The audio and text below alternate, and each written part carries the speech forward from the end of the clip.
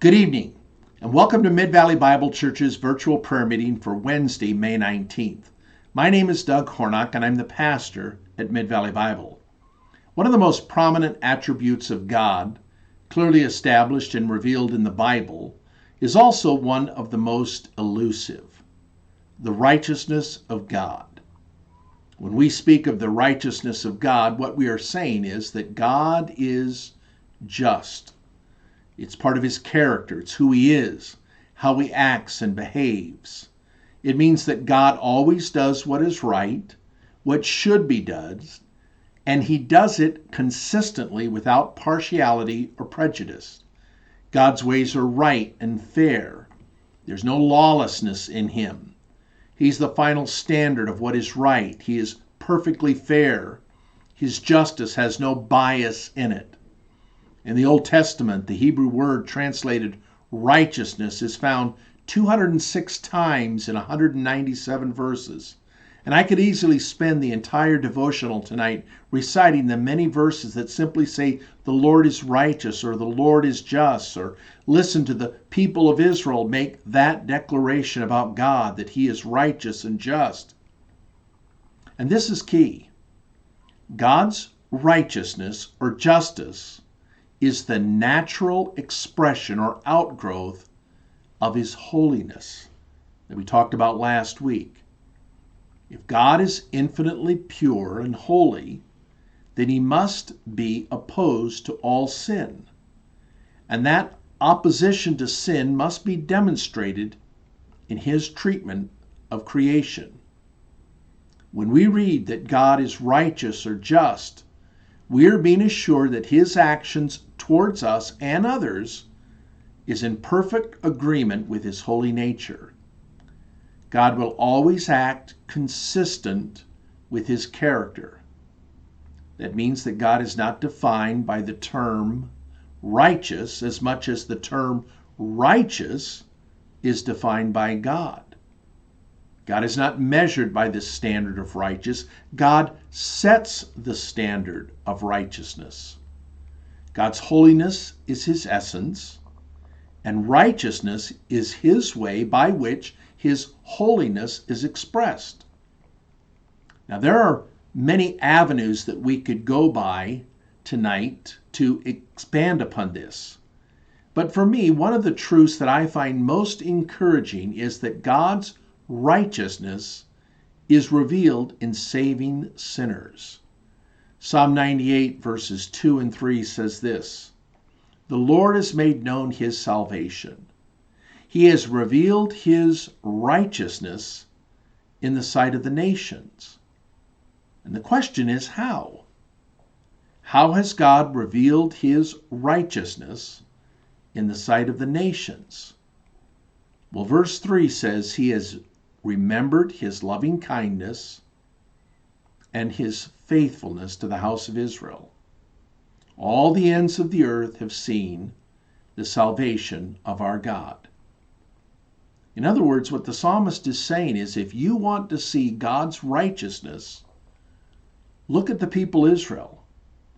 See the way I've dealt with them, the way I've saved them and delivered them time and time again. Simply put, a significant aspect of God's righteousness is that he saves sinners.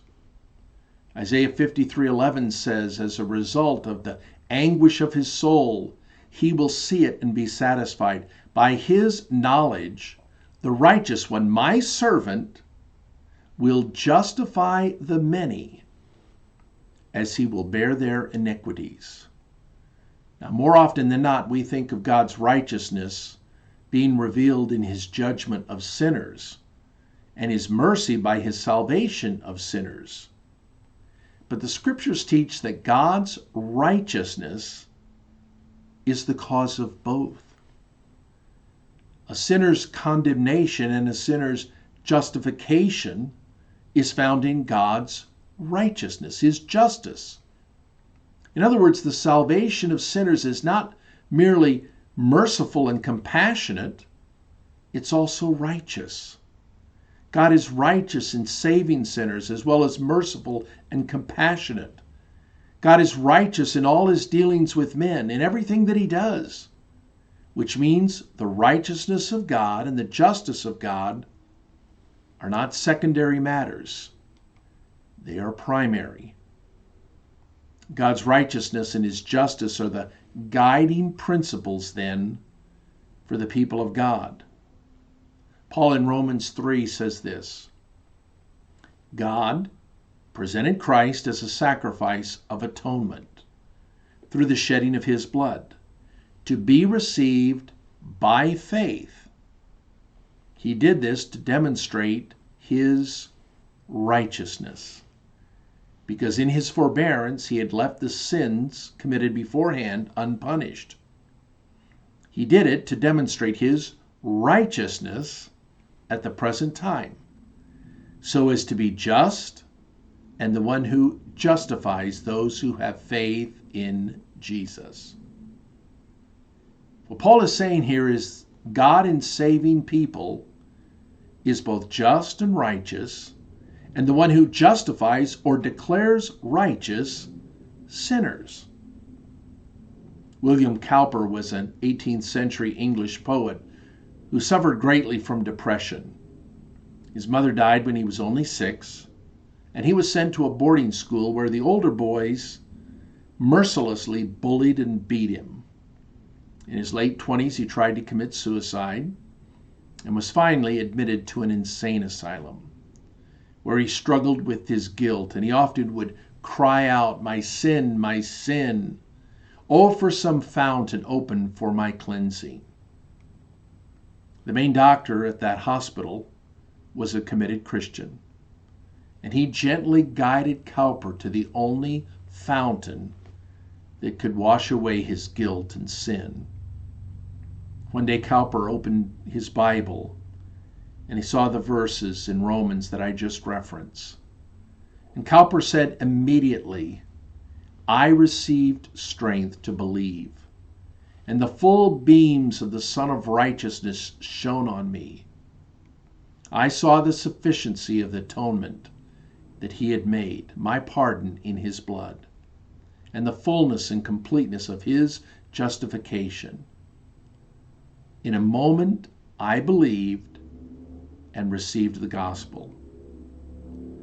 Now, sadly, Calper continued to struggle with severe depression at times, but God used him to write many beloved hymns, including the hymn, "There is a fountain filled with blood, drawn from Emmanuel's veins, and sinners plunged beneath that flood lose all their guilty stains."